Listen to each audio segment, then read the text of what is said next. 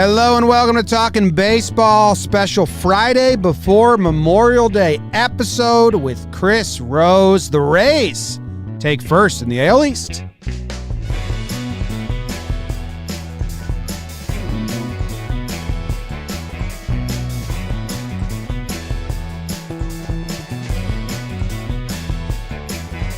Hello and welcome to Talkin' Baseball, brought to you by DraftKings. Thank you very much for tuning in, hanging out with us for a little bit as we discuss this week, not the weekend. I was going to say weekend, but it was the week that was in baseball. It's brought to you by DraftKings, as always, and it's brought to you by Colin, John Baker, Richard McGaha. I've never seen that last name. It's a Mick. It's an Irish name, but McGaha.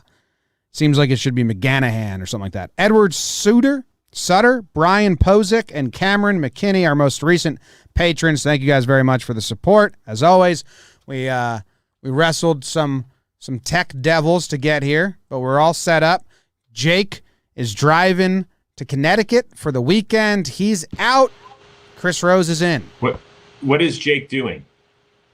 I think he's just going. You know what? I think he's meeting his nephew for the first time. So it's a wholesome, this nice is a big visit. Thing. Yes. This is a big thing. Now, is Jake going to be a smartass the entire time around his newborn nephew? Or by the way, is his nephew like 13 and he's never met him? No, newborn. Okay. If I had to guess, I think Jake is going to be just a touch hesitant. I don't know if he's held a baby that young before in his life. And it's always, or at least I get that existential anxiety type stuff when you're holding a baby, like, oh my God, what if I just spaz out and it goes flying out of my hands? Like, oh, it's so gentle. So we'll see how he deals with that. I wish him luck. Yeah. I think he's going to do at least average. I can't wait to hear. This will be good. I'm rooting him on. Yeah. Trev, hey, how Ploop. are you? Yeah. What's going on, Ploop? I'm doing great. I think Jake will be just fine. He has those big forearms that cradles the baby's neck just perfectly. He'll do just fine. But I'm excited to be here. I'm excited that Rosie's with us. Yeah. You know, him and I work together every damn day, but it's 15 minutes. A lot of times I want to say more stuff to him, so I get that opportunity today. And a lot of crazy stuff went on, and there was some good baseball. There was some really, really bad baseball that's been going on in MLB. So I'm excited. I'm already popping in the chat. I'm in there right now. You know how I am. You're in the chat? Hey, if you want people to talk about stuff, go ahead, lift your lid for a second. Give the people what they want. Let's show it off. Check this out. Oh, you got a fresh cut, Trev? Oh, that's real tight though, huh? What is that? Is tight. Graduation again? What's going on? I look like I'm auditioning for like a military movie, really, but she started going, and what am I supposed to do? I can't stop her. Yes. Once she goes one swipe up, it's over. Yeah, tell her not to start with the one guard. I like it, though. I kind of like it. It's a nice summer cut, Trev. It's hot out. You want to feel the breeze on your head. It's good. Exactly. Yeah. I like it. What I wanted to say to the people that don't know, you guys talk baseball every single day. You just brought it up. So I'm out of the loop here. I'm like joining your show in a way because we only talk 3 times a week around the league storylines. If you guys aren't tuning in to the Instagram lives and then they get repurposed on YouTube, on the JM Baseball YouTube channel, and I believe we're going to put them on a podcast app because people have been requesting for audio only versions of that. So I believe that's going to happen soon. But yeah, that's the quickest 20-minute baseball talk out there in a good way. It flies by. Yeah. And you guys cover every storyline. So, well, you know what? If Plouffe didn't have to go take tennis lessons or whatever the hell he does in the morning, we could keep going. But I mean, we have to keep it to 15 or 20. After about 11:50 in the morning Eastern, 8:50 Pacific, I can see him start to get antsy, and he starts to sweat a little bit in the power alleys. He's like, "Oh my God, my wife's going to yell at me because our doubles lesson is at 9 a.m. Pacific." Exactly. So. That's what I'm worried about. It's not me in tennis. It's my wife yelling at me. My goodness. Hey, listen, I try to stay in her good graces, baby. I'm with you. I do not want to get on Mrs. Plouffe's bad side before I say hello to her in person for the first time. So there you go. That's right. All right, let's get right into the National League recap. I will be manning the National League. It is brought to you by Magic Spoon Cereal, the official cereal of JOMBOY Media. I don't know if they want us saying that or we're allowed to say that, but I've said it now, and it's out there, and that's true. Oh, Rosie's got a box right there. Oh, I was munching on some of the chocolate, so it's not in this room. Usually it's right here, but it was last night. got back from the game and I needed a little snack.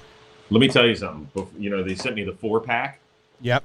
3 are in my belly. They never even made it out of the office for my son, who's still here to eat. My wife got no taste of it, so I just might. While you do the recap, I'm going to sit here and shout out. What's your favorite flavor? I am a cocoa guy. So okay. Chocolate. Although I've enjoyed all 3 that I've had so far, so this is the last one I got to. Which one's that one?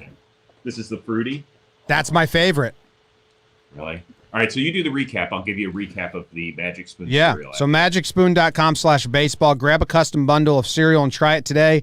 Be sure to use our promo code baseball at checkout. You save $5. They have a 100% happiness guarantee. If you don't like it for any reason, they will refund your money. If you're unsure what Magic Spoon cereal is, it's healthy, guilt-free cereal. It's got 0 grams of sugar, 13 to 14 grams of protein, only 4 net grams of carbs in each serving, only 140 calories a serving, keto-friendly, gluten-free, grain-free, soy-free, low-carb, and GMO-free.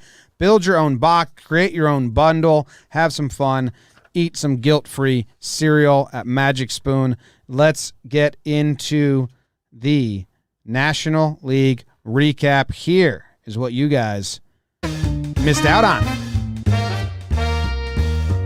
The Phillies and the Marlins split a 4-game set, which helps neither in the standings since they are division rivals. The Marlins didn't hit that well, but they got on base at a good clip. Phillies starting pitchers pitched to a 2.05 ERA, but the pen blew it with a 6.75 ERA. There was a 9-6 game. There was a 2-0 game, a 4-2 game, and a 3-2 game. So they're all relatively close matches. Hoskins goes 5 for 13 with 2 homers. Miggy Rojas, Chris Rose's son, his content son, placed on the IL after dislocating a finger on Thursday. Harper, that sucks. Yeah, that sucks. Harper placed on the 10-day IL, and that was a whole storyline with Joe Girardi keeping secrets. More on that later in the show. The Cubs sweep the Pirates. That doesn't matter for the Pirates, and it's not something we wouldn't have guessed, but it's great for the Cubs as they keep rolling. They've now won 9 of their last 11. Their hitters went off, /278, 328, had 5 home runs. Cubs starters pitched to a 3 ERA. The relief pitchers pitched 9 shutout innings. Bryant had 6 hits, home run, 4 RBIs, and says here Baez wild play, but I don't think we should be using Baez's name in that play. Like, I think we should be using the Pirates. Will Craig and the Pirates turned the dumbest play you will ever see in baseball, and that's the real loss. That was more embarrassing than getting swept, if we're being very honest, for the Pirates. Next up, the Reds take 2 of 3 from the Nationals, which push the Nationals to dead last still, but now 4 games out in the East, which is like the furthest separation we've had in the NL East for a while. The Reds hit pretty well. Nationals did not. Red starters pitched to a 1.42 ERA. Sonny Gray, 6 shutout innings for his first win of the season. He now has a 2.20 ERA in May. Winker gets 5 hits. Suarez gets 4 hits and 2 homers. Senzel needs surgery on the left knee. Will miss 4 to 6 weeks. Uh-oh. The Mets stay hot. They take 3 out of 4 from Jake's rocks. DeGrom makes his return. They have a doubleheader. Stroman and Lucchesi pitch. Offense struggled for the Mets, but it doesn't matter because the starting pitchers pitched to a 2.18 ERA in 20 innings. The relief pitchers were even more lights out. Man, Mets stay in first place. Padres and Brewers, they split a series, which I guess is good, but I found it kind of boring. I wanted one to take lead there. Both offenses were awful. The Brewers starting pitchers pitched to a 1.88 ERA, but their bullpen kind of blew it. Padres pitchers, 2.7 ERA in the 4 games. JBJ had a walk-off single. Adames, new to the club, go-ahead 3-run homer in the 7th for the Brewers. Grisham and Nola placed on the 10-day IL. Machado doesn't start Thursday with a little bit of shoulder issue, but he does pinch hit and gets the game-tying RBI double in the 8th. The Giants, after I declared them dead, half joking, half seriously, sweep Jake's D-backs.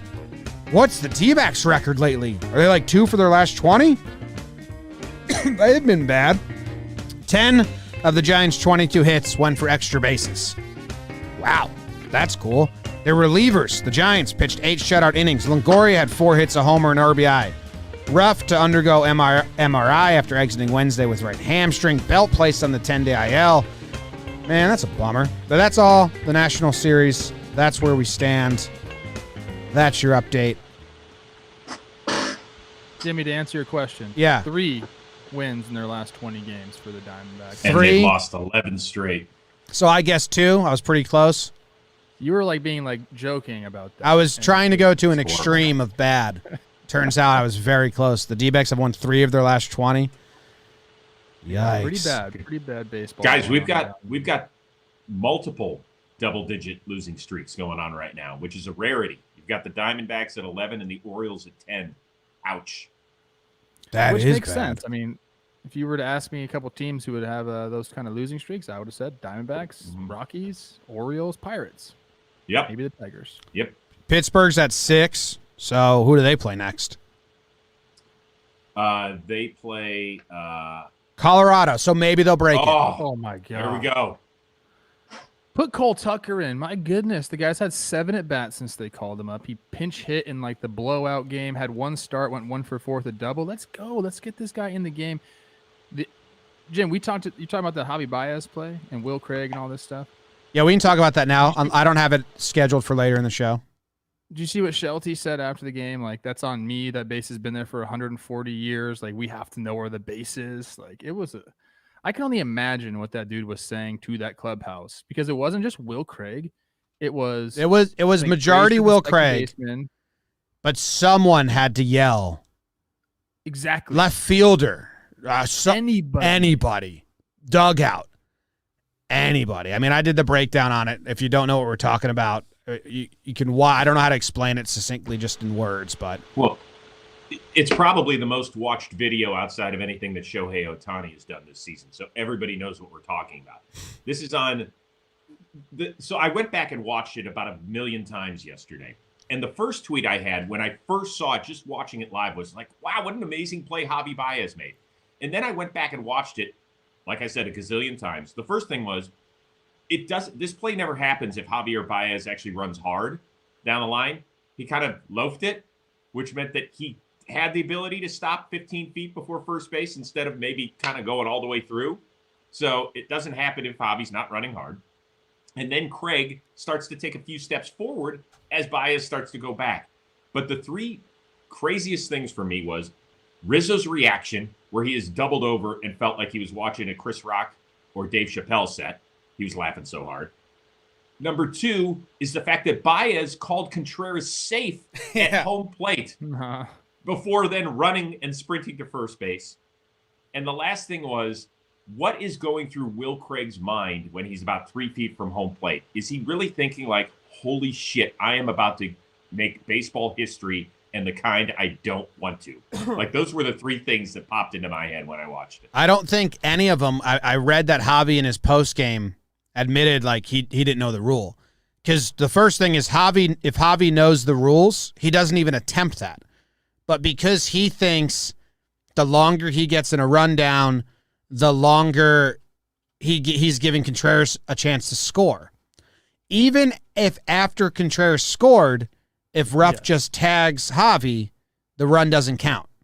Yes. So if anyone knew the rule, it would never have happened. I did not know that rule. But Javy didn't. I mean, I thought it, but I had to check it because I was like, I just don't want to be wrong here when I make the breakdown. But Jake and I were like, no. I mean, it would still not count. It's a force. Yes. But yeah, so and look, I don't know, man. Like, how do you not know that rule? That's like, I can get it if you don't know when the infield fly is enforced, maybe, or something like that. But I mean, you know what I think threw everybody was that there was an attempted play on a guy at home. And I think I get it. I understand what you're saying, but I think that's what just, because I'd never seen it. I watched thousands and thousands and thousands of hours of baseball, and I've never seen that play. it gets dumber and dumber the more you watch it, which I wanted to. Yes. I was trying to And highlight so do in my I, by breakdown. the way. Because one, just step on first. You're 2 feet away. Okay, you've committed. He's dragged you into the rundown. Like, he won that. Now you're just there. So when he decides to throw it to the catcher, he has Javy pinned. He's in arm's reach. Javy has nowhere to go. Deciding to throw it is dumber than being baited into it almost. I told Chris that this morning. I said I audibly gasped when he let go of that ball to home plate because literally he chased him down to tag him out. Now he has him in a corner where he cannot go anywhere, and then he lets go of the freaking ball. And then how is the second baseman? Because still, if the second baseman is just standing at first saying, hey, throw it to me, and he catches it, the run still doesn't count. It would have just been a force out, and the run doesn't count. But instead, they try to hit him on the run. He misses it. The right fielder backing up. He misses it.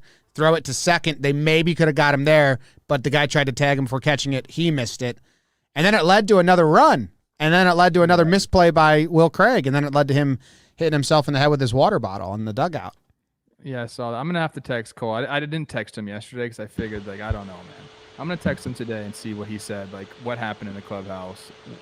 I'd be shocked if he's not starting today. It's on everyone. I know Will Craig's going to take the brunt of it, but it's crazy.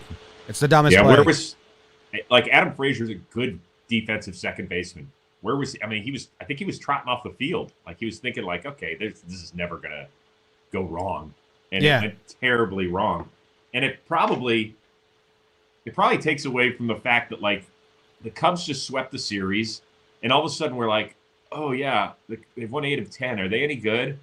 I think at some point we'll have to discuss that. I don't know if it's now, but the Cubs are winning. I think, Jimmy, do you think that they're going to trade one of their big guys? They'd have to really be out of it.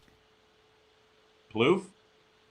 We talked about it already. I think yes, and they'd have to really be in first place for them not to do it. They'd have to be 5-6 games up of the Cardinals and the Brewers to keep that core together. But do I want them to stay together? Of course I do. They're so much fun. It's such a great, talented baseball team, but they're all on the last year of the contract. And I just think that, like you said this morning, Rosie, Hoyer knew what he was getting into when he signed up for this team. He knew he was going to have to make some tough decisions. And unless they absolutely force his hand to keep them all there, I would say one. If they do one, then 2 got to go. Okay, here's where I sit. The hardest thing to do in sports and in life in general is to self-evaluate. Do you think the Cubs look at themselves and say, we are a serious World Series contender? Does anybody think that? Not with the pitch, not with the starting pitch. Right, so they might be delusional, Okay, well, they could be. But that's what I'm saying is that I think the hardest thing to do is, with this starting pitching, they don't have one guy that's got an ERA under 4.3. All right?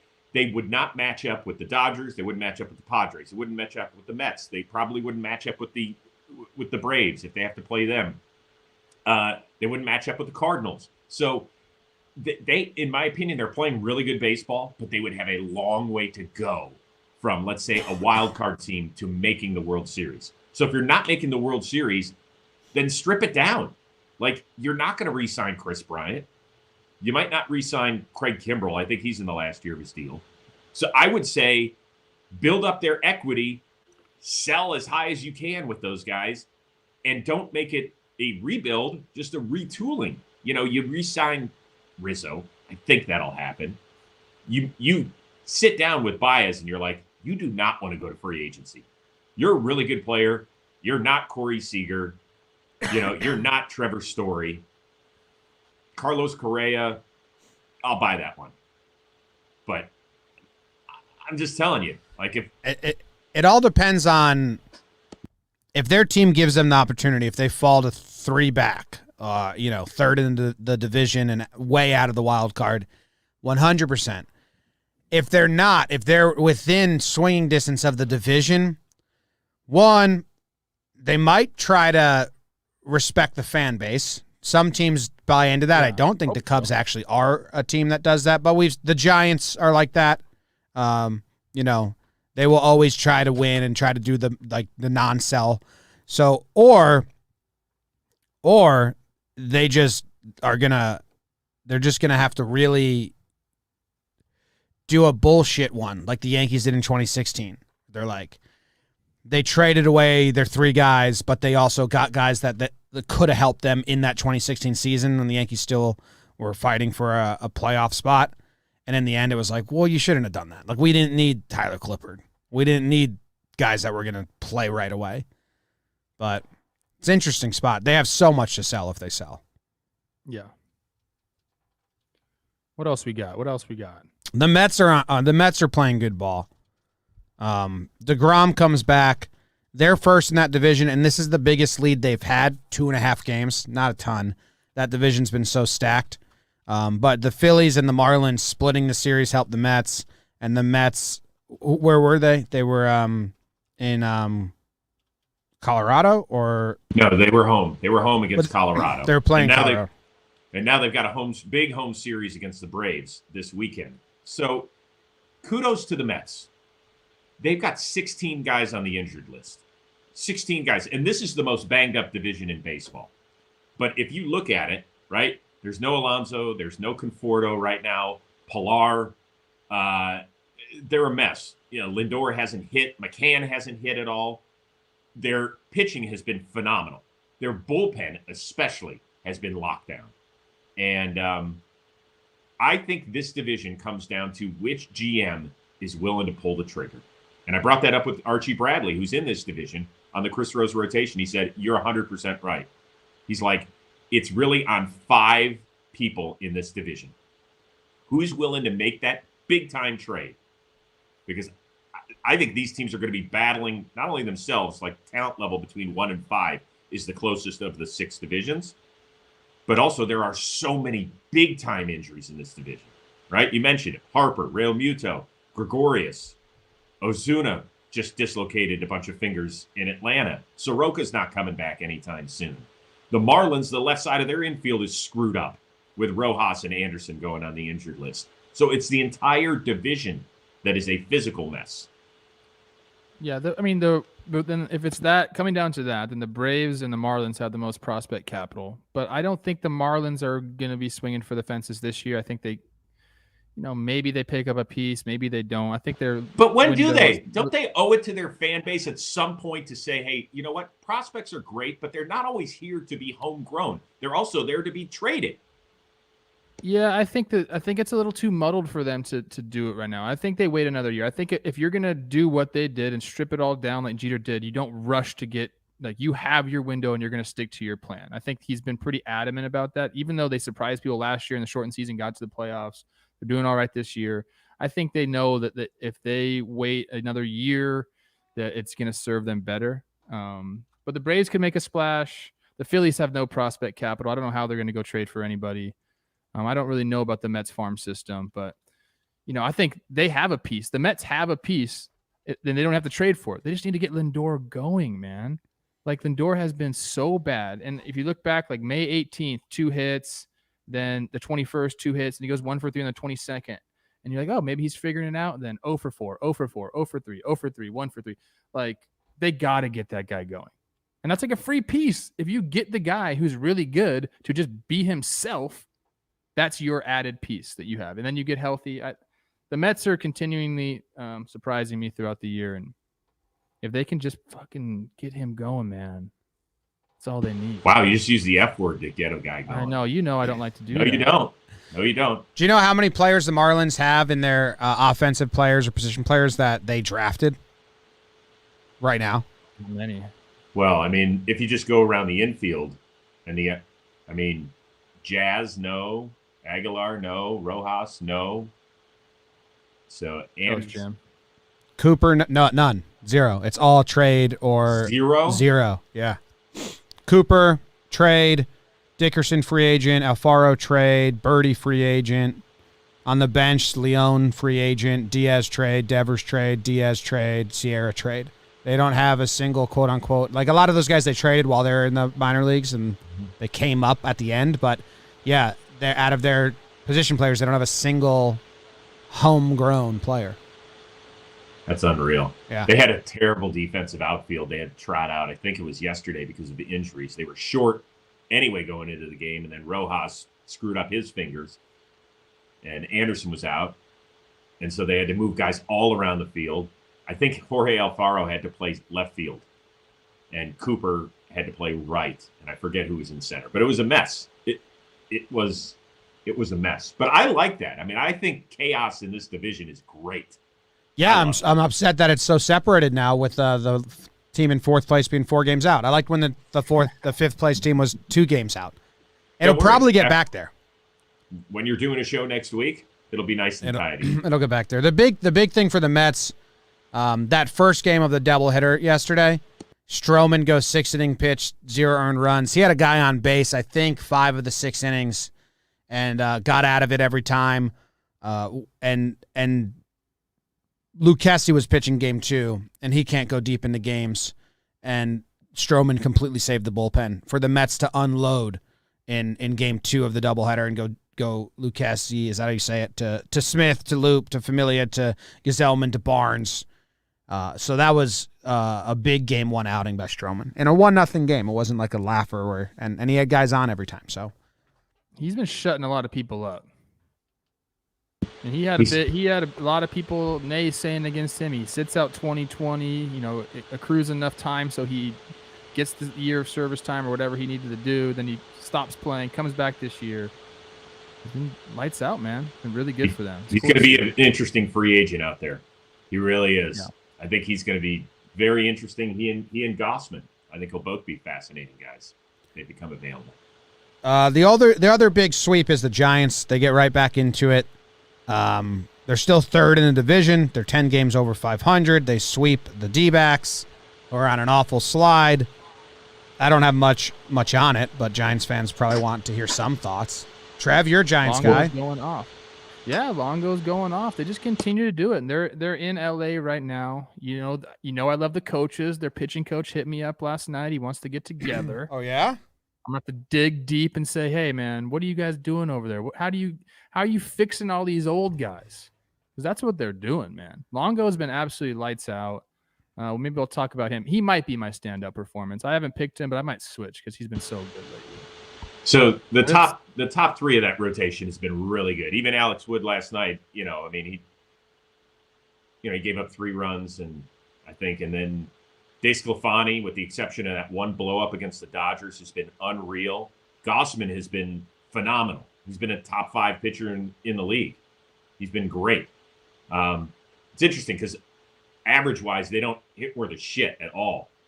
But they are today's baseball lineup. Like, when they put the ball in play, they do damage.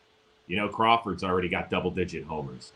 We don't talk about Posey enough, and people always get so mad on this show. You didn't mention Buster Posey. Mention Buster Posey. Let me mention Buster Posey. 336, 412, 603 for the one daughter.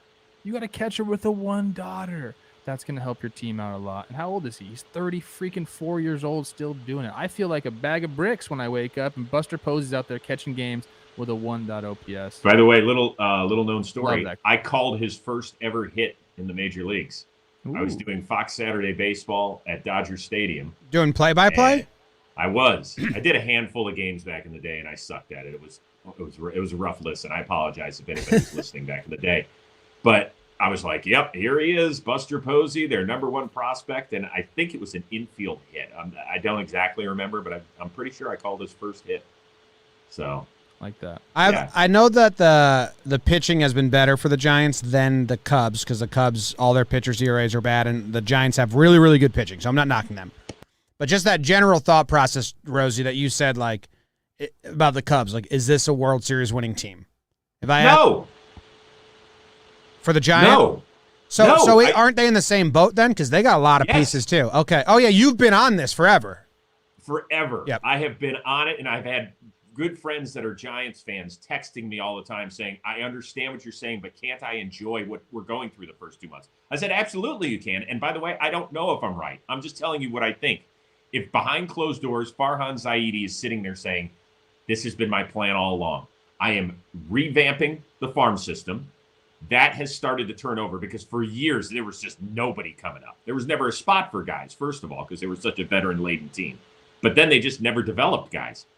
And their entire rotation can walk after this year. Their entire rotation. Yeah. They don't have one guy that's locked in after this year that they feel great about. So, yeah, it's the same sort of situation here. And, yeah, I'm just going to stick to that. I think at some point they're going to fade in that division. What, you're not buying? I don't know. I think they're a little different than the Cubs, only because a 1-year rental starting pitcher, I don't know what you're going to fetch for that. So, like, whereas the Cubs invested a lot of money into Bryant, they manipulated his service time to get this extra year. Like, they want to get something for him. The Giants are already getting they're already getting value from Gausman. They gave him the qualifying offer 1 year. So, like, they're fine with him pitching them into the playoffs. Like, they don't need to trade him to, for the fan base to be like, hey, you didn't get anything for him. Like, no, he's giving us the value right now. Bryant, on the other hand, they can't let him walk and miss the playoffs. And then and everyone said, you got that extra year of service time for what? So I think they're in a little bit different situation. Yeah, but I'm talking about, if you look at their roster, and particularly their pitching, I'm focused on. Cueto is 35. DeSclafani is 31. Like, are you gonna? Would you? No, exactly. They're not going to trade those guys because they're not going to get anything for them of value. Right. So you could re-sign him to another 1-year deal next year, which is possible. I mean, that makes sense. We don't know what the economic climate is going to be after this offseason. We have no idea. So maybe it does make sense for them to hang on. But man, we've seen some teams do stupid shit when it comes to trading for a guy on a short deal and a rental. Right. We've seen it. You never know who a guy could turn into. All right. Do you remember the Jaime Garcia trade, Trev? I mean, I know who Jaime Garcia is. The Twins traded for Jaime Garcia, was a 1-year deal, not spectacular, older pitcher. Like, these guys have much better records than him. The Twins traded Manoah for him to the Braves. He pitched 1 game for the Twins, and then the Twins decided they weren't buyers anymore. They were sellers, and they traded him to the Yankees for Dietrich Enns and Zach Littell. So you can get a star for a 3-month rental. Yeah. The Braves did. Yeah, you can. They got Manoah, who was their best player until he punched a wall. I'll bang the table for Manoah. Yeah. No question. Oh, no. All right, let's move on to the AL. Trevor, are you doing the AL? Let's go, baby. I'm doing the freaking AL. Let's go. Here we go. I got the music playing, I think. Oh, I don't. It's coming, though. For sure it's going to happen. I just got to turn the volume up. That's the only trick. There you go, Trev. All right. First, we're going to start off with the Monday wraparound game. Rays at the Blue Jays. The Rays complete the 4-game sweep. This one was wild. 14-8 Rays. They scored 7 runs in the 11th inning. Wendell had 3 hits in it, including a grand slam in the first inning off the opener. Thornton. Vlad had 2 homers in the game, but it wasn't enough. The Rays complete the 4-game sweep. And now we'll get on to the real series. Indians at Tigers. Chris Rose's Indians. I'm not even going to call them the Indians. The Cleveland baseball team took 3 out of 4. Neither team really hit. Both starting pitchers for the teams, or all the starting pitchers for both teams, did really well. Bieber cased 12 and gives up 1 hit in 7 innings pitched on Thursday, and he becomes the first pitcher to 100 Ks this season. And my guy, Eddie Rosario, in the series, 7 hits, a homer, a double, and 5 ribbies. You know I love me some Eddie Rosario. And then some bad news that I think we all know. Plesac placed on the IL after breaking his thumb, taking off his shirt. Chris will probably talk about that one in a little bit. Moving on, Orioles visit my Twinkies and the Twins sweep. 8-3, 7-4, 3-2. Twins hit the ball. The Orioles didn't hit the ball. The Twins starting pitchers pitched well. The Orioles starting pitchers didn't pitch well. And our guy, Rob Refsnyder, coming back to life. 5 hits, a homer, and 2 doubles in the series. Some sad news out of Twinkie Land. Arise placed on the 10-day IL. But the Twins get the sweep. And Jimmy, you said it. Are they on their way back? It's a good start right there. Moving on to Oakland. The Mariners went in to Oakland and took 2 out of 3, 4-2, 4-3, and then they lost the last game 6-3. Both offenses struggled. That is the name of the game in MLB right now. Mariners relievers were really good. 2.13 ERA in 12 2/3 innings. Kelenic hits his second home run, but guess what? He's not the offensive savior because he's just a little kid. He's batting 145 with a 494 OPS so far this season. It's okay, though. He'll be good. Kikuchi had to leave the start with lower back cramping, but I guess he's going to be able to return next week. So, Jimmy, I know you like keeping an eye on him. Mariners take 2 out of 3. Big series, Blue Jays went into the Bronx and they took 2 out of 3, 6-2 Blue Jays, 2-0 Blue Jays in game 1 of the doubleheader, and the Yankees won 5-3 in the second game. Blue Jays slashed 275, 344, 84 with 6 homers, and the Yankees just didn't hit. Big story was Manoah making his MLB debut in game 1 of the doubleheader. He strikes out 7, 2 walks, 2 hits, and 6 shutout innings. His mom and his sister were going nuts. It was a really cool thing to see. Bo Bichette was going off, a home run in each game of the doubleheader. And then here comes the sadness for Yankeeville. Kluber out 2 months with a rotator cuff strain. Luke Voigt to the IL with a grade 2 oblique strain. That's tough. Stanton is looking to get reinstated today. They just announced it. Is he back? Okay, good. Chapman missed 2 games, but he should be fine to return. And then Aaron Hicks, they finally came out and said he's going to miss the rest of the season after his wrist surgery.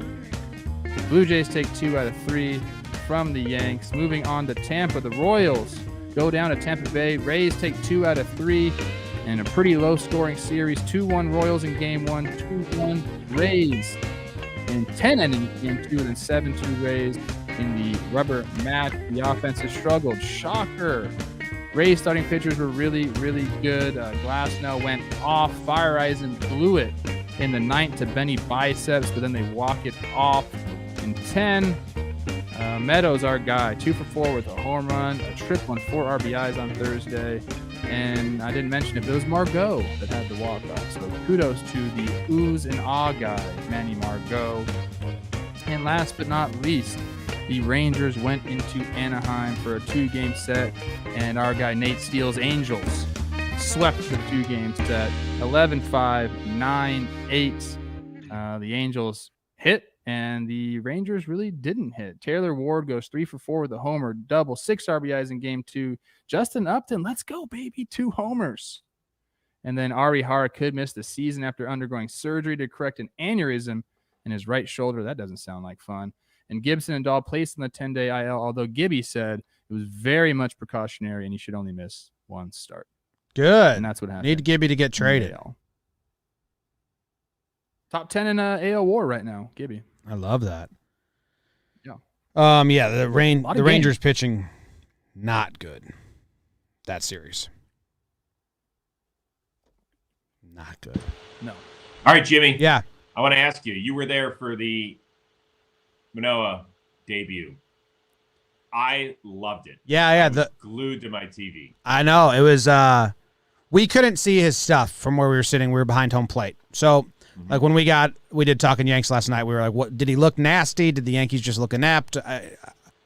They said he looked nasty.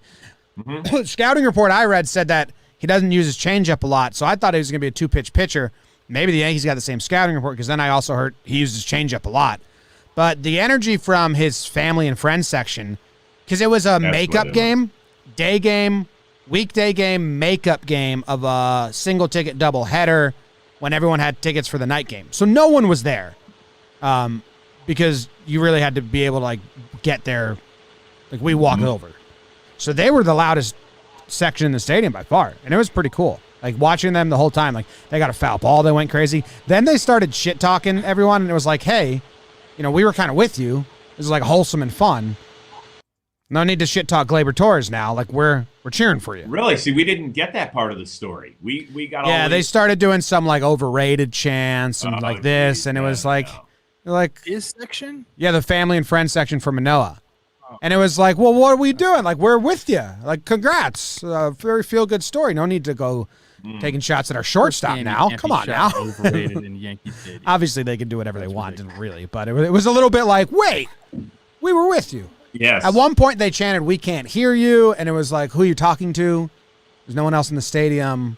Yeah, that's. Were they chanting that Manoah's overrated because it's just one start? Or? No, I'm happy for Manoah. Big boy, 6'6", 260, Huge. I think. Huge, yeah. Hey, he looked nasty. I watched the highlights, and his shit's moving all over Yeah, it the was place. good. He's kind of funky. Like, he's making people look dumb. I loved it. I thought Yes did a great job covering the story, even though it wasn't their story. And, Yes is the best. I really thought that they did a great job. And the interview that his mom, Susanna, did with Hazel May before the game, I thought was just great. She was talking about how emotional she was. She was crying from the first pitch on. Yeah. And, the strikeout, I said this on our Instagram live show today. I said after she kissed her husband and hugged her daughter, she was like looking around for more people to hug. And it was like Jim Valvano after the 1983 NC State Wolfpack won it all. Like he was looking for somebody to hug. And I felt the same way watching her, and just an amazing story. Alek was talking after the game where he said, my mom is everything to me. I remember nights where we would sit at the dinner table and she wouldn't eat so that we could. Like all of a sudden that shit hits home. That's some real stuff. Like when your mom is making the decision to not put food in her body so that her kids can be taken care of. And now she's watching her son make his major league debut in Yankee Stadium. And that family's Yankees fans. Really? I thought he's from West Virginia or something. He's from Florida. Oh. Yeah, he's from Florida, but he went to West Virginia and was the 11th pick in the draft a couple of years ago. So the story itself is what I live for. And I can't get enough. I start tearing up at shit like that. I'm sorry. So do I. I loved it. I was watching because we tweeted it, so I just saw. But it was also cool. I'm a big time people watcher at stadiums. Like I just look around. I was actually getting very jealous of all the male pattern balding men sitting in front of me. I kept telling Jake, look how free these guys are. They don't give a fuck. They've completely just told the world they don't care about what their head looks like, and they're just out here. And I'm like, because then there's some people that are hanging on to it, and I'm like, that sucks, man. You should just look at this guy. And so I spent the whole first game looking at bald heads, getting jealous in a very odd way. Oh my God. Hey, how many glasses in were you? Person. Because you had a few wine glasses I saw on your Instagram. Yeah, so that was the guy we were with offered us wine, and we were like, wine? And then we were about to do the pregame show, so we're like, yeah, get some wine. That's funny. So I was actually I would credit the gummy for the bald thoughts. Ooh, wow. Yeah, gummy in the ballpark with some V. Really? I might have fallen asleep. Jimmy. The wine was game 2. Where were the gummies? What inning was that? That was as soon as we left the office. Walk on over and then enjoy the day game. But I cannot wait till we're all together for the All-Star game. Yeah, that's gonna be fun. Good No, what I was gonna say is I was just watching that crowd the whole time, and what was really cool, I don't know if they showed this, was every time a new family member or friend came, they did the hug rotation. You know what I'm saying? Like there was a woman who came in the 3rd inning, so she came running down and then mom hugged her and they hugged her. So it was they had that feeling over and over again every time people, and that's what I was watching, and I was like, oh, this is great. So I like that. So good for Alek Manoah. I did go on record on one of our shows recently and say that the name Alek is the softest name you can give your child. Because Alex exists. His is with a K, though, I think. It's with a K, which is is. trying to be cool, but Alex exists. And X is the coolest letter in the alphabet. So it's tough break. I feel you there. So he's definitely not a soft guy. He looks. No, like he's overcome it. It's kind of a Boy Named Sue situation. So wait a second. Do you know? I don't want to pry too deeply into family talks, but do you know what you're having? No, we don't know yet, but we have names chosen. Are they all X related? No. No. Ooh. Well, I mean, you just kind of. No, but I'm not replacing an X. Yeah, you don't want to give your kid that much pressure to be cool. If you give your kid an X name, he has to be cool. Trev will like our if it's a girl, naming it after his wife. Oh, cool. Oh, I love that name. that's sweet. That's very nice. Yeah. Okay. Yeah. Broomhilda. My wife's name. What I wanted to ask is the Indians, Rosie. They're in 2nd place. Yeah. What are your thoughts here? As you talk about the Giants and the Cubs, and we say they're not World Series teams. the Indians, despite ownership, win. Like they have a winning They record. do. They're in second place. Do you know that Tito just won his 700th game as the Indians manager? Just won his 700th As the Indians manager, as just the Indians he manager. won't even be remembered as an Indians manager. It's when it's all crazy. said and done. That's crazy. And I think maybe the only team that has more wins in the American League since he took over in Cleveland's the Yankees, but it might be the Indians. It's very close. So he is a wizard. He's unreal. And I think my 20-year-old son Josh asked. He said, "Dad, what do you think we can top out at this year if things go great?" And I said, maybe 86 wins. That's if things go great. They just don't hit worth a damn, and they just lost Franmil Reyes for about 6 to 8 weeks. And really, you look at that lineup, the guys they're trotting out there, you're like, oh my God, is this like a B-League game? A backfield or something? It's just not good. And the police act. But they got that pitching. No, they don't. But that's what people think. They really don't. I have to stop you there. Bieber, who has not looked the same until yesterday. I think he was really, really slowed by getting COVID before spring training. Plesac has been phenomenal, with the exception of like two to three ugly starts. But now he's gone for a while. And Savali's been great. They are Okay, so they have 3 good pitchers. well. Now it's 2. Plesac's gone.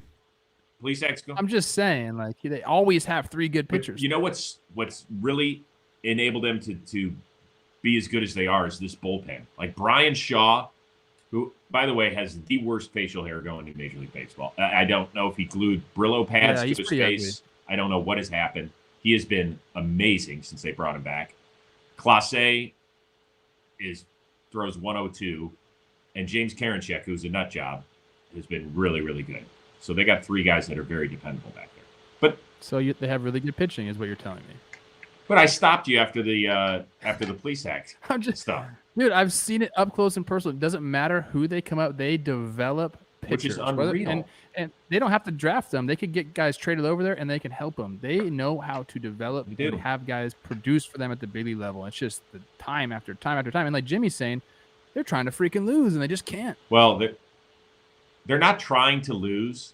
I disagree with that assessment. I think some teams are. They're not trying to lose. They're trying to win with spending zero. I don't That's think what I don't know. You're much closer. I don't think the owner's trying to lose, but they don't care about the results. I don't think. Right now. No, I think that they know that that's they're what I'm good saying. that their front office and their dugout management is so good that they won't ever be a 70-win team. They might be an 80. You think that they? What? Do you think the front office this offseason was like, "Hey, man, I'm going to put out a World Series contender this Well, there's year"? a big difference between the front office and ownership. What? Oh, I think they work hand in look, hand. they had a guy who was being recruited by the Mets, and he didn't go there. So Chernoff was being recruited by the Mets by the richest owner we have in this sport, and he decided to stay. Why? So he could go build a $45 million champion? No, he likes it there. The people, it is a wonderful sports organization.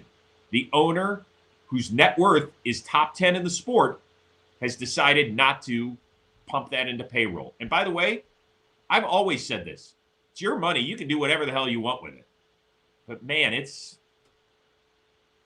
just... Do you think I disagree with that statement. Do you think they should trade Ramirez? I was on board of that. I was at the beginning of the year, and I had guys calling me saying, stop saying that.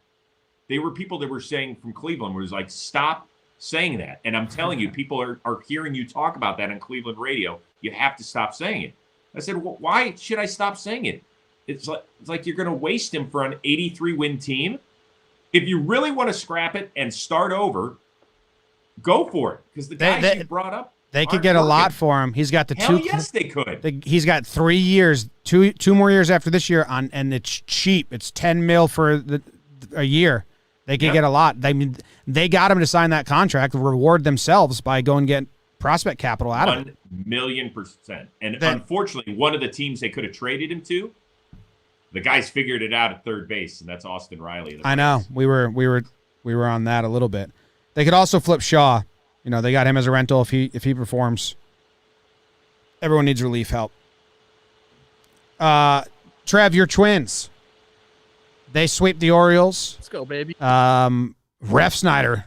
That's a blast from the past name for Yankees fans. He was the first of the baby bombers. He was the first of, it was like Ref Snyder, Judge, Gary Sanchez, Greg Bird, Luis Severino. That was like his class, and he was the first one to come, and he never really performed for the Yankees. But they sweep the Orioles. They're now have won 5 of their last 6 or 6 of their last 7. They have the Royals coming up, then the Orioles again, then the Royals. They could really make some stuff happen here with the schedule. Then they have Houston and the Yankees. So I'm rooting for them to get back in the mix. I like the Minnesota Twins that lose first round of the playoffs. I don't like the Minnesota Twins that don't make the playoffs. Hey, look, they're 9 games under 500 right now, and like you said, Royals, Orioles again. They could get close to 500 coming up here pretty soon, and then all bets are off, man. Like they had what we all thought was a team that was going to win 90+ games. Like, did they underachieve right away? Sure, but that doesn't mean that they can't go on a run. They need Buxton back. Well, I actually haven't even checked in on him. When's he coming back? No time soon. Yeah. No time soon. And Maeda just went on the injured list. Damn, they need him. I know he hasn't pitched great, but by the way, they're not coming back in this thing. I'm sorry to piss on this idea. They are not coming back. They're not. Okay. They're playing shitty teams right now, and everyone gets to play those shitty teams though at some point in the year. Well, guess This is what? part of the Do schedule. you think they can beat the White Sox? I do think they can beat them. I don't think they're going Right. to, but like I think they're going to make it They're competitive. 8-7. They're 8-17 a- against teams over 500 right now. Yeah, that's what they were last year Yeah. too, and they won. That's always been their problem. Yeah. They're not making it. They're not making. They're not nearly as good as the White Sox. Not near. Let's remember the White Sox. They've lost 2 key pieces of their outfield, right? Mm-hmm. Your guy Luis Robert, Eloy Jimenez. Nothing from them, and they're still 9 games over 500. They're men. Yeah, look, I think the White Sox are better right now for sure, and I think they're going to be better overall.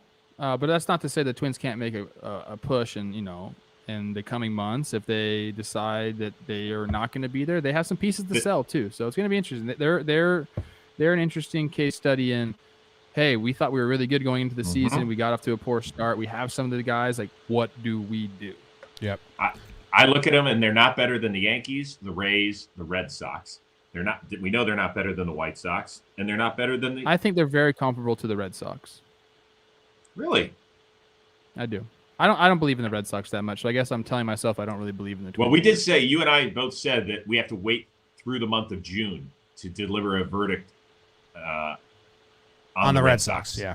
Because that month of June is nasty. And they just lost first place to the Rays, who take 2 out of 3 from the Royals, and the Rays are looking good right now, and they're doing fun things. Ever since Choi got back and they were able to, they've traded Adames and they have more flexibility in the infield, they've kind of been able to do their matchup, their thing again, lineup-wise, it seems, and then the pitching is good. The other thing, that the Angels and the Texas, the basement of the AL West, Angels sweep the Rangers. If anyone has any thoughts on that, you can share them. I don't have any thoughts. No. Jimmy, I heard your diatribe about the Angels. I've been saying the same thing for years, and like 3 times a year I lose my shit about the Angels because we're the only fucking sport where the best player does not play in the most meaningful games. Yeah, and it ever. pisses me off. And now Ohtani, they gave Rendon all that money when Cole wanted to be on the West Coast, or they could have saved for Bauer. By the way, how pissed would you be? We talked about this today on our Instagram live show. How pissed would you be if you had bought a ticket last night to go watch Ohtani pitch, and because the fucking guy gets stuck in traffic and then has to take the BART system, he gets scratched till today? How pissed would you be? Yeah. Hey, Bart sucks though. I feel his pain. They run these shuttles all the time. The Bay Area was not made to house as many people as it does. Stupid tech people. Well, it's the fact that teams have to stay in San Francisco. They shouldn't, like Oakland. needs some better hotels, I guess, because that trip is ridiculous as it is. But yeah, if you get a little traffic or an accident on the Bay Bridge, you're screwed.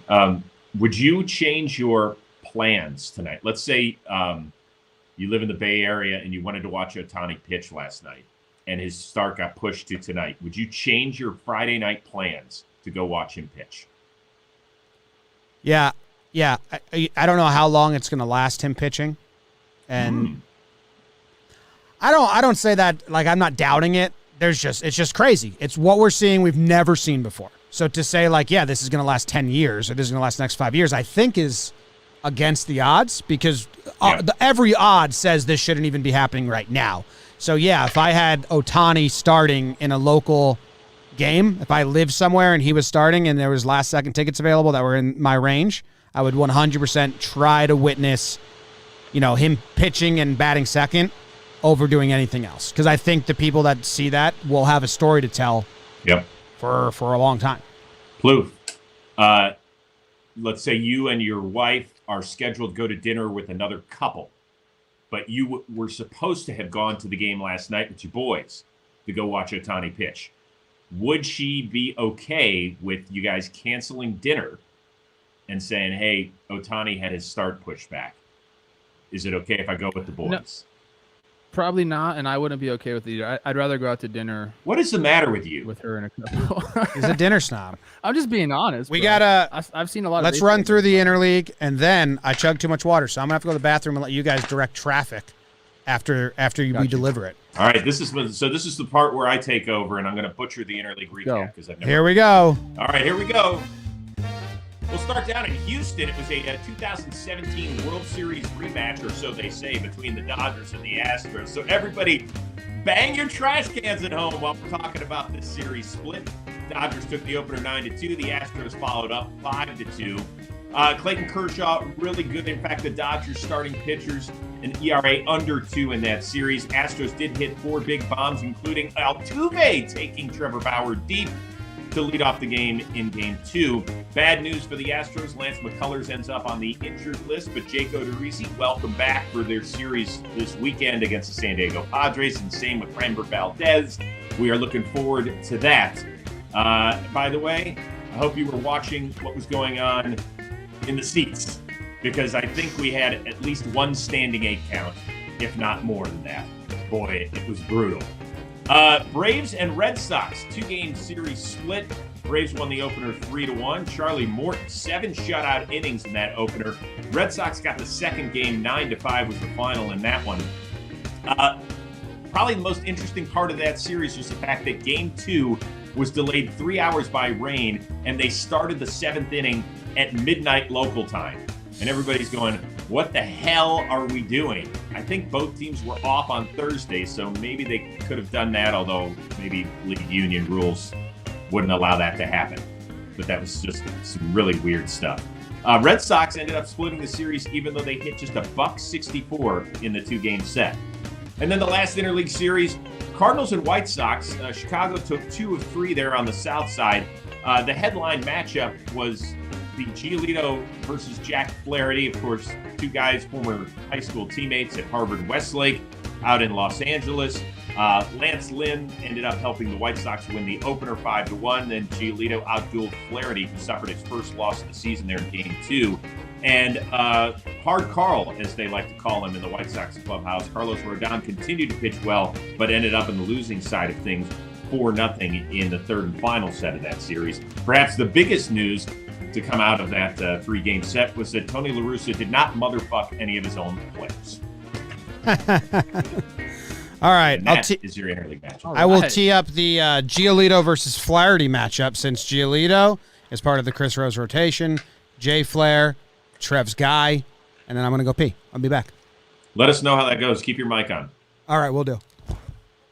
Well, Lucas is also my guy. My goodness. Come on. Don't say that Jay Flair is just my guy. That one got a little bit ruined there, Chris, by the defense for both sides. Jack in the first inning suffered through an error on an infielder. Then Tommy Edman playing out of position in right field drops a fly ball. I think they had 3 errors total in the game. So I was texting them afterwards, and I think they would have liked a more clean game. against each other. And Jack kept saying, I wish it was in the NL, but I don't think he really wants that smoke. You get hit. The guy hits one homer and he thinks he's a hitter now. See, you wouldn't call him hitterish as a pitcher. You wouldn't give him that title. He's not. No, he's a hell of an athlete. Actually, both those guys are very athletic. But you know, stop. Hold on a second. Who's both those guys? You mean Fried? Oh my God, that is terrifying. That picture of Jimmy. Oh my, yeah. No, look, Jesus, Jimmy. Fried is also a great athlete. I'm just talking about the two that were in the game. Those three guys. Yeah. I mean, we used to run like football routes and shit to get warmed up before working out, and you could see those guys like moving out there, and it's impressive. They're real deal. By the way, what's your since you're a guy that played in the show and hit over 100 homers, you're bad. That's right. How long do you wait to text a guy after he loses a game? Oh, I don't care. You go right for it. I text him. I mean, it's such a long season, man. You lose a game, you're only supposed to dwell on something for like, I don't know, 15, 20 minutes, and then you're back. I guess starting pitchers are a little different because they're soft and they only play once every 5 days. But as a hitter, you're there in the lineup every day, so you got to have a short memory, good or bad. But I don't care about texting people. I'll text them as soon as they come out of the game. No. Oh, yeah. Really? It's their choice if they want to respond to me. Okay. You know what I'm saying? Good. How'd the pee go, Jimmy? Relieving, refreshing, relaxing. It was the 3 R's. The 3 R's. Okay. Yeah, you know what? I really wanted that game to be in St. Louis. I wanted to see those guys. Look great. Jimmy. I really wanted to see those guys hit against one another. I just think it takes it to a different dynamic. I will be looking forward to chatting up Lucas afterward. His next turn through the rotation on Chris Rose's rotation, part of JM Baseball on the YouTube side of things. Yeah, I was disappointed. Whenever a guy gives up too many runs in the first 2 innings, you're like, God, this sucks. So that's kind of a bummer. Yeah. Kind of. The Dodgers-Astros was awesome to watch. It had playoff vibes to it. Those teams obviously hate each other. The fan bases hate each other. There was a big section of Dodger fans that went into Houston, so that makes it cool too. I would love to see that, like them in the World Series. I know it's probably not going to happen, although it could. I chose the Astros to go in there, but watching those two teams play against each other, it's kind of like when you watch like a UFC fight or a boxing match. You want the guys to legitimately hate each other. I don't like when they're like, oh, I respect. It's like, no, I want you to want to kill that person. And I feel like that's the vibe. Sans the actual fighting. I don't really like that. Oh, yeah. I don't want the fans to fight at all. I'm saying. By the way, that was a brutal punch that guy threw, the Dodger fan. Like, I'm sorry. Like 10 and punches. we've seen a bunch of shit go haywire over the last few days in the NBA playoffs. Stop. I understand that we have a lot. We as sports fans have a lot of pent up frustration. We weren't at games. Our lives have changed. Some people have lost loved ones. Some people have lost jobs. Some people have lost marriages. I get it. Like we're in a tough spot emotionally and mentally.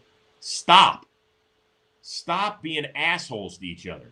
You can yell, you can scream, you can root for your team, you can hate the other team, but Jesus Christ, stay in line. Maybe the least manly thing you can do is get into a fight with a stranger at a sporting event.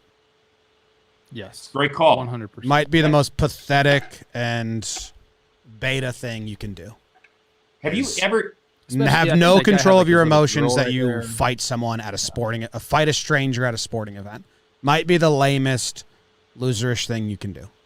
Jimmy, have you ever gotten close to getting into a fight at a sporting event? No. Never. I never fought, like getting in a fight with someone you don't know at all. Like you're just a loser then that can't control your feelings. Like, you know, if you're getting in a fight, make it a brother or a friend you've known forever and there's some sort of grudge and meaning behind it. But like you meet someone for 10 minutes and now you're throwing hands, like you're a pathetic human being. You can't control your emotions. So stupid. Sorry. Didn't mean to get sidetracked here. You're all That's good. So dad to me. You know what matchup? Bauer my favorite. The homer to Altuve. What's that? Bauer giving up the homer to Altuve was like an all-time moment. Houston fans had to love that. By the way, first freaking back. My underrated matchup of the week comes from the Interleague. Lance Lynn versus Kim. I mean, Lance Lynn has a 1 ERA now this season. 1.51 ERA. I mean, I know we love Giolito and Glasnow and Bueller and Bauer.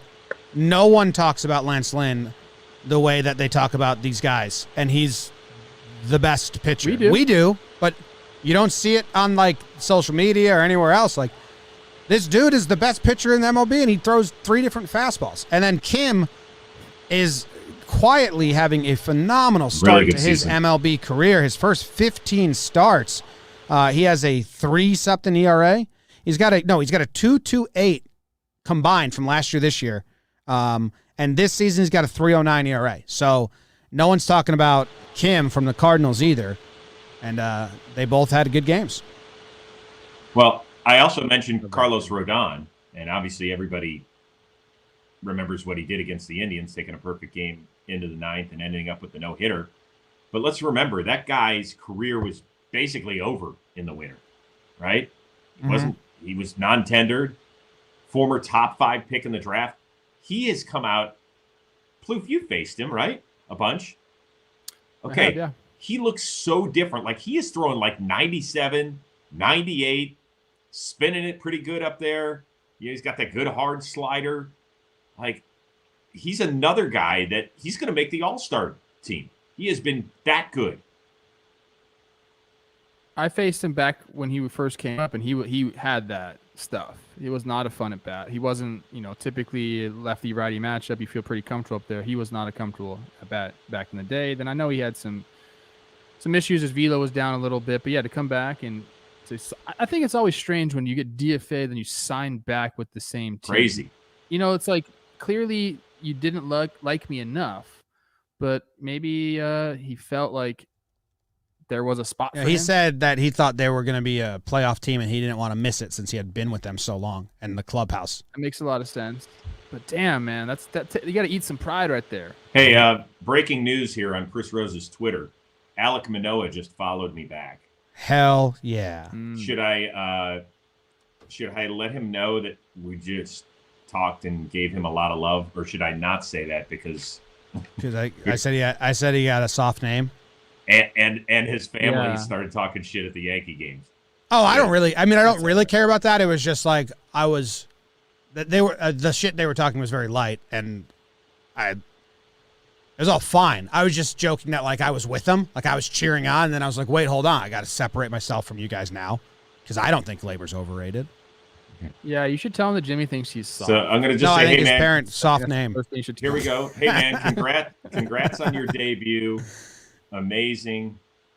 We are talking you up on JOMBOY Media. That's right. And love the spelling of your first name.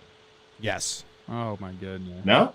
Yeah. We got to talk about this Braves Red Sox game or what? What happened? Two games, split series. I got nothing. People are getting mad about that. Two game split. We're running late. We're good. Okay. All I said is it was ridiculous. They restarted a game at midnight. Silly. I mean, the Reds series, they postponed it after the 5th and then finished it, then did a 7-inning game. So it wasn't even a true doubleheader. It was like it didn't feel like that. It should have just, if you're only playing 4, then you can play 9 because math exists. Yeah. And like the doubleheaders is 14. So then 4, 9 is less. You know what I mean?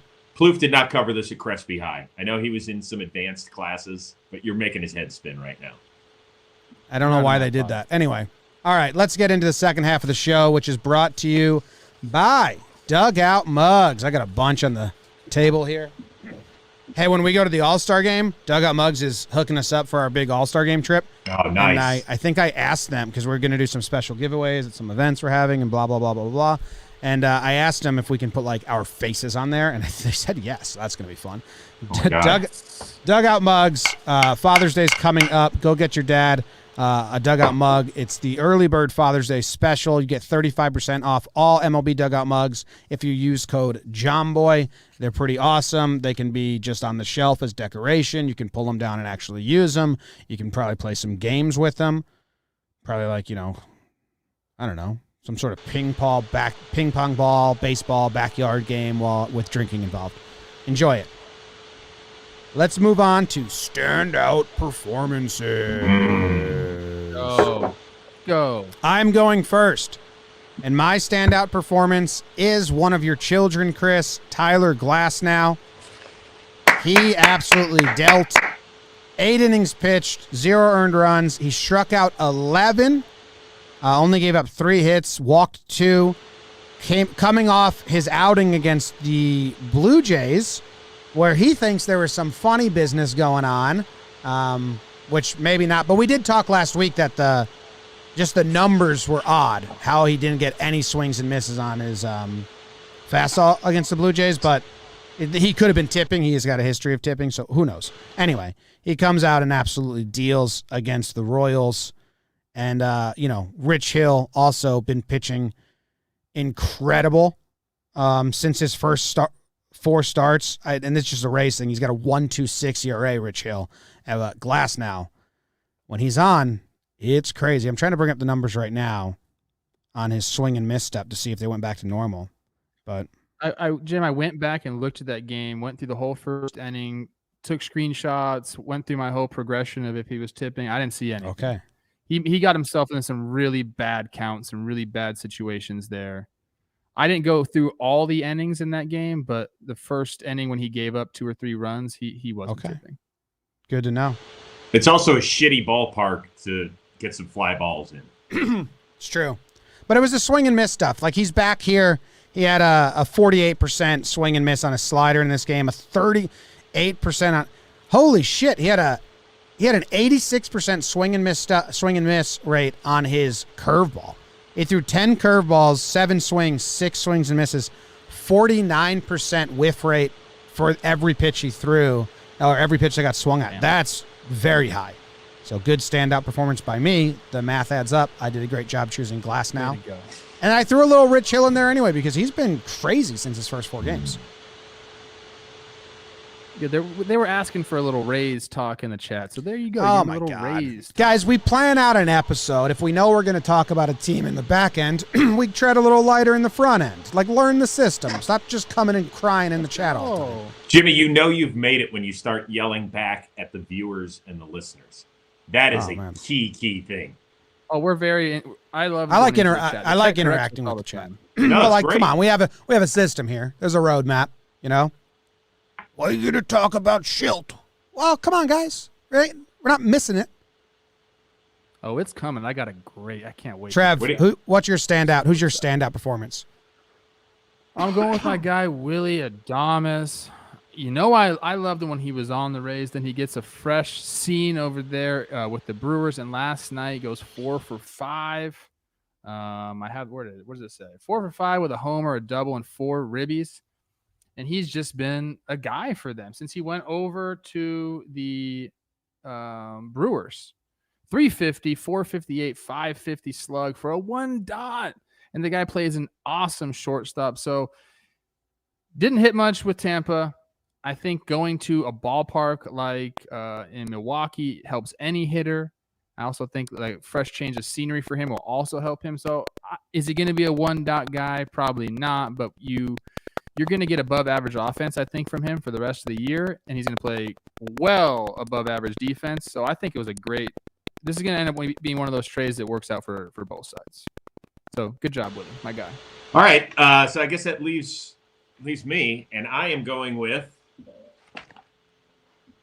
one of the elephant guys. Oakland A's starter Chris Bassett last night was phenomenal. First shutout in his career, 2-hitter, 9 Ks against the struggling Angels at the Dish.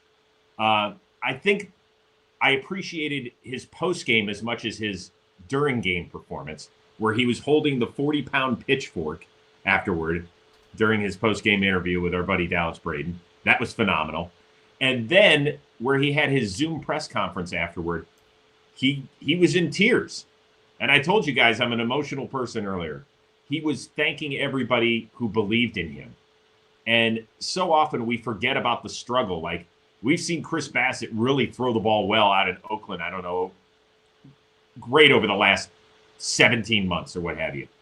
But it was not easy for him to get to this point at all. He was a big part of that Samardzija trade from the White Sox to the A's, and it took him years to get right. had some health issues, never really got his shot, and now he's getting it, and now he's become the most consistent performer in that rotation. And I just think it's awesome to see, and to see a guy appreciate it and do a great job on the field. To me, that makes him an easy selection for my performer. He gained a lot of fans. I have the audio. I'll play a snippet of it because I think it's worth people hearing if they haven't. No, that's honest. There's so many people in this organization that they have stuck by my side through so much crap, and I'm just so grateful, honestly. I'm grateful. It's wonderful. Sorry, I need a drink. I'm sorry. You're making me drink right now. He's wiping tears right there. Yeah, so that's good. Does Trev need to unplug, replug? Still robotic, yeah. Didn't take Trev. It's a bummer. Trev's mic abandoned him halfway through. We don't know what the situation there. That's okay. It's probably a union mic. So I will say this. Two things. I love how raw he is there. I appreciate it when athletes, it's part of what we try and do on the Chris Rose rotation, was we try and bring people on and have people understand how difficult this sport is. And when you're down in the dumps, who helps you get out of that? If people are eventually going into the media business and they're listening, there's one suggestion I would make to all the media out in Oakland who were covering that last night. When he was talking about there were so many people who helped me get through this, I don't know what this is. Yeah. So if somebody had followed up and said, hey, Chris, I think people would be curious, what were you struggling to get through? Yeah, it's my big question is like, what's all the crap he's referring to? Exactly. And so I think that, I would love to have heard that. I think it was. Is my mic okay? Yeah, you're good. I think it was no, injuries. You're not good. I'm back to I don't shitty. I don't know what's going on. I can hear him. Yeah, we can hear him fine, but the live and the podcast listeners, it never really happens, or it does. I don't know. I'll shut up. I don't know. Do you want to leave, come back, or whatever? I can. We go to Slump Watch anyway, Trev, your least favorite segment. You don't talk during Slump Watch anyway, so this works out perfectly. All right, so help me out with Slump Watch. All right, here's the sound effect. Now, there's 5 guys, Chris, that we put on a watch list. It's not, hey, these guys are slumping and they're terrible. Sometimes it becomes that. It's not necessarily like what the biggest slump's going right now. It's like a warning. It's like, hey, you just had a rough series. Let's watch this next series, because if it becomes a 6-game thing, it's a bigger thing. So the people on the list from last week, Justin Turner, Anthony Rendon, Yordan Alvarez, Yandy Diaz, and Bryce Harper. Now, BBD is going to give us 5 potential additions, and then we need to figure out the 5 that will remain out of the 10 we have. So, BBD, who are the additions? We got 5 potential guys on our list. Mookie Betts has an 0-for-7 series, 2 walks mixed in, and only 2 Ks, an RBI. Christian Yelich, 0-for-8, 2 walks mixed in there.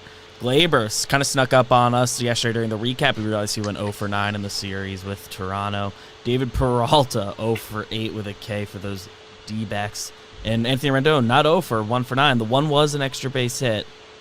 2 Ks in there as well. Okay, so Gleyber Torres is a great guy to talk about right here, because he was on fire. He hit really well in the White Sox series for that. Now he's got an 0-for-9 on us in the 3-game set. It's like, what's going on here? We got to watch out, because if he takes that into Detroit, gives us another 0-for-10. Now we're looking at 0-for-20. So I'm going to add him officially, because we're going to take Bryce Harper off because he went to the IL. And we're going to take Justin Turner off because he went 2-for-8 with a homer, 2 RBIs, and a walk. He hit himself off, which is what we want here. Mm-hmm. So I'm going to add Gleyber. And then, Trev, do you have the list in front of you? Do you sitting out? You want to test your mic real quick? Oh, now he's out. Now I can't even hear you. Now I can't hear him. Can't hear you at all. So can we put Trev? I'm back. I had it muted. Oh, okay. Oh, and it's good. And you sound good. Right. Actually, I was about to put your mic on Slump Watch. You can put my mic on Slump Watch. It happens every damn episode. Look, if we're doing this, Jim, and I'll partake in Slump Watch only if we're doing this. We're putting them on so they turn it around, right? That's the goal. Like Mookie Betts, you know, he's got Mookie doesn't need it. I want Yelly. Okay. I want Yelly on there. He needs to step it up. Okay. Brew Crew needs Yelly. So I'm doing Yelly, this for all the people in Milwaukee right now. Yelly is officially on there. Now, Yandy Diaz, he went 1 for 5 with 3 walks and an RBI. So it's a 500 on base percentage. So I'm fine to take him off because I'd like Mookie on there. And Mookie's last 6 games, he's got a 182 batting average and a 364 slugging. And, I mean, his season numbers, his season's fine. It's just a lot of walks and power. So I'll put Mookie on. That's a hell of a slump team right there. Yeah, we got some big fish because Rendon is staying. He went 1 for 9. And then Peralta. Oh, Rendon was another addition. Well, he's off. And Peralta's not coming. So our new slump watch is officially Gleyber Torres, Rendon leaving him on, Yordan Alvarez, Mookie Betts, Christian Yelich. Got some MVPs there. Wow. Can I just say one thing about Rendon? Yes. Fucking stop, dude. Play the game the way you played it in Washington. I don't know what the hell's going on here, but through 2 years of this contract, it is unbelievably bad. He has 6 extra base hits this year. Every year when he was in Washington, he was getting between 65 and 70 extra base hits. And I'm going to repeat that. He's got 6 extra base hits. Enough. Pick it up. Your MVP's out of the lineup. Shohei can't do it every day. Jay up seems to be swinging for power now that he's at the top of the lineup. Why do you look like you have that who farted look on your face, Blue? Because he had a 915 OPS last year. Slow start to this year. I mean, he'll be okay. Really? Yeah. Okay. Really. Do you think it's going to end up being a good contract out there? No, Angels don't do that. Probably not. It's the long-term contract with a guy that's a little bit older, so probably not. But I don't think his numbers will be there at the end of this year. Well, I'd like him to start picking it up right now. Yeah. Well, Like I mean, right now. He saw Pujols and he was like, "Wait, we don't have to run here, so why would he go to second?" Oh my God! You sign a big contract, you don't have to get that hustle double. It's frustrating. We heard from very unsanctioned rumors, and I probably shouldn't even be spreading this thought at all. Ooh, yes. We heard when Rendon was a free agent that there were some teams out there that would be very surprised if he signed anything more than a 3 or 4 year deal because he just didn't seem like he wanted to play baseball for his whole life. That was well known, Jimmy. Okay. That was well known. I didn't know if that.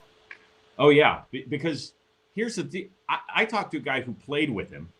Yeah. Really liked him as a guy, but said he plays baseball because he's really, really good at it. It's a job. It's not a passion. Oh, there's a lot of guys that are like that though.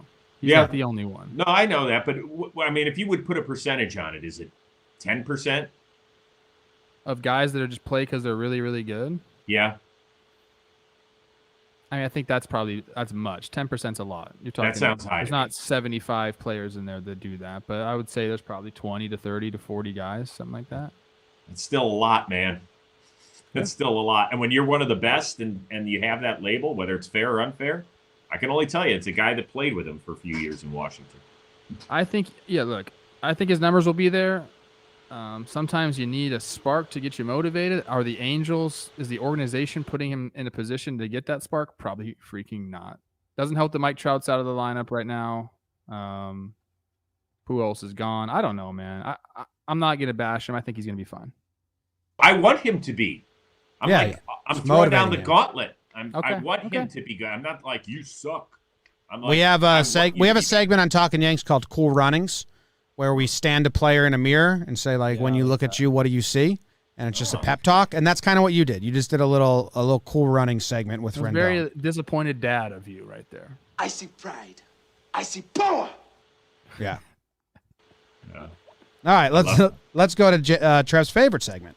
Yeah. That means I'm on fire, baby. Like Waco. All right, the hottest hitters of the week were Nick Ahmed. He went 714 batting average. He was 5 for 7 with 3 doubles and an RBI. Evan Longoria, we already talked about him, 4 for 8. That's 500 with a home run and a double, 4 RBIs. Vladdy Jr. continues to dominate. He pops 3 home runs, 5 for 14 with 5 RBIs. Reese Hoskins, another Trev favorite, 385 batting average, 438 OBP, 5 for 13 with 2 homers. Lourdes Gurriel Jr., the other G Jr. on the Blue Jays. They bat him like 6th or 7th in the lineup. It's always shocking to me because he's like been really hot. I think they lull other teams into thinking they're at the bottom of the order, and then Lourdes Gurriel Jr. comes up, and you're like, oh, shit, wait. Like, they batted Rowdy Tellez ahead of him, which kind of gives the pitchers a false sense of security that, like, okay, we're to the bottom of the lineup now, and then you get through Rowdy, and then Lourdes Gurriel comes up. It's like, oh, fuck. Nick Madrigal, 7 for 11 with the double. Dude, he was a cool runnings guy. He was like, you need to get some extra base hits, man. And he's gotten since we've said that, he's gotten a couple. Good for him. Taylor Ward, I don't know who that is, but he went 4 for 8 with a home run. Who's Taylor Ward? Taylor Ward. He's an angel. How about that? Yes. He is. I was like, wait, he plays somewhere. He plays out here. He'd never been on my radar. Know. Yeah, I mean, I've heard the name before. No, you haven't, Trav. You're just being nice. No, you want to know why I heard the name? Because I just did the AL recap, Jim. That's how I Oh, okay, today. I know I've heard that name somewhere. Oh, that's funny, man. Dude, the lights shine dimmer at any stadium than Angel Stadium. Eddie Rosario, 7 for 15 with a homer. And Ref Snyder, talked about him, 5 for 11 with the homer, 2 doubles. So that's your Infuego of the week. I can't wait to hear this from you, Jim. I'm so excited right now. Oh, want to go? We'll move on to awards.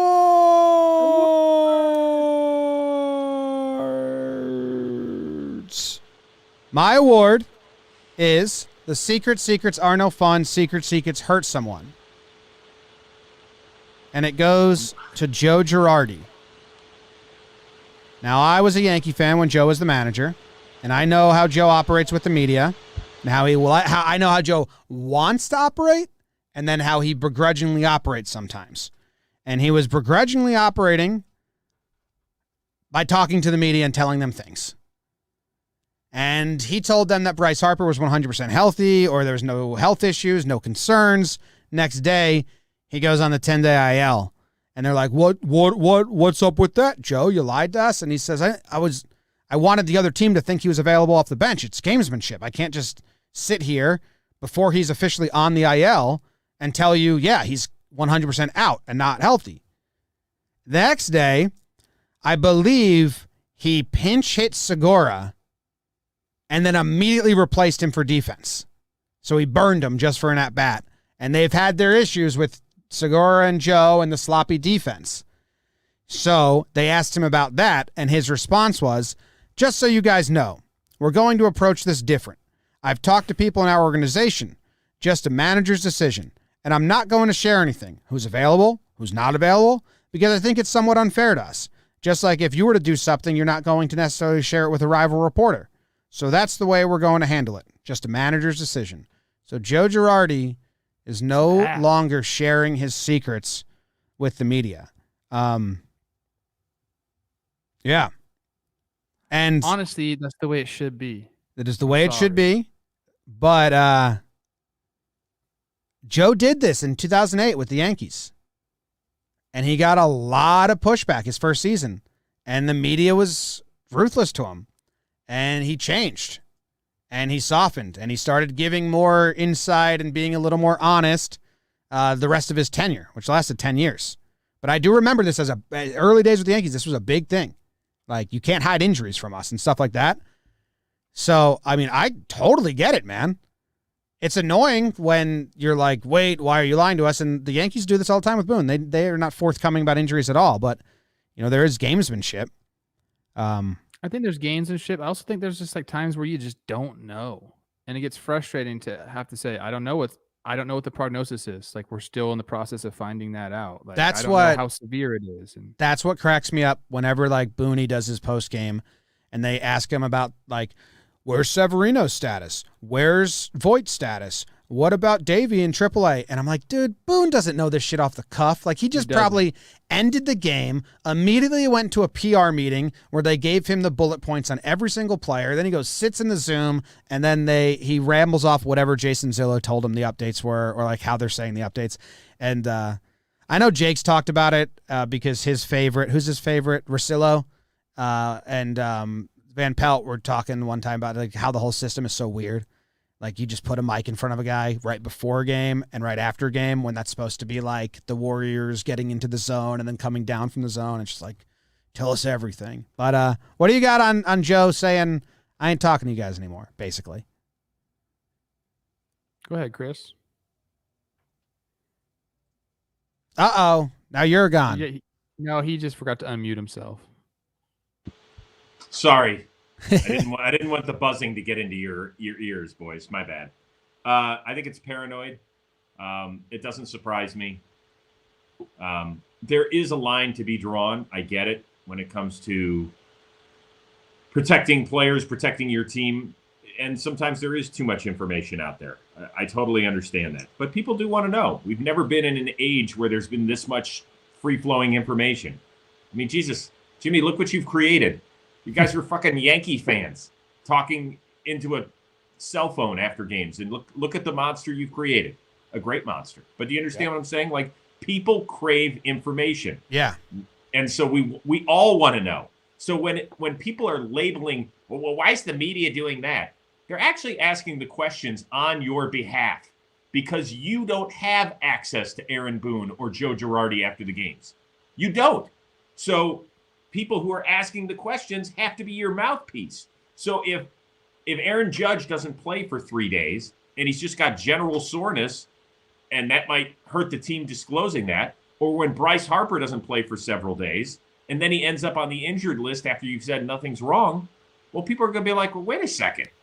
Something was wrong. Like, people want to know. They might be playing daily fantasy. They might just be a fucking Phillies fan and want to know what's going on. You owe that to them. You do. But why would a manager ever be like, because there's a lot of times where you don't know how severe something is. A guy will say, come to you and say, hey, I am not feeling great, but I think I can play through it. As a manager, you're never going to be like, hey, this guy's probably he's probably going to go on the IL. You're always going to say, well, we're going to see how he goes. Like, because that's what you want to happen. That's the truth. So like, but people hate hearing that. And then, they'll circle back. Oh, 3 days ago, you said he was, you thought he might be okay. And now he's on the IL. Why did you lie to us? Well, he didn't lie to you, but didn't he say that he's fine? Yeah, he said there was no health concerns. That's the problem. At the time, they didn't think there was a true health. But there was. But what about this? Because the earlier with Joe, Chris, I had no problem with anything when they were asking about the blow up in the dugout, and Joe was like, I'm not talking about it. I'm not talking about it. 1,000%. But the reporter kept saying, but I was like, well, I'm fine with the reporter, and I'm fine with Joe. Everyone's doing their job there. Sure. Right. The only thing is, I think the question of, is blah, blah available tonight before the game? Like, we should just say, let's not do that one then. Like make it like an unwritten rule of reporting. Like, hey, don't ask about availability of my guys before the game because that goes straight into strategy. Like, okay, they ask it about relievers sometimes, and you can't do that. No, I get it, Jimmy. Yeah. I'm with you. But at the end of the day, where Bryce Harper hasn't played 3 straight games, he's the most recognizable face, one of them in the league. Are you supposed to ignore it? Be like, well, whenever Bryce shows up, he shows up. Or when is the right time to ask the manager? Is it a health issue? Yeah, he doesn't have to say no health issue. I mean, it's where Joe gets a little. He could say like, sure. we the only thing. That's what the Yankees say all the time. Like, yeah, we think he's available off the bench today, but he's battling something. And it's like, okay. Yeah, we're waiting to see how it's going to be. Yeah, I agree with that. But I do think, this is who Joe has always wanted to be as a manager. Oh yeah, he's always wanted to be. No, not talking. He and I have something very much in common. We both eat the same thing for breakfast every day. So there you go.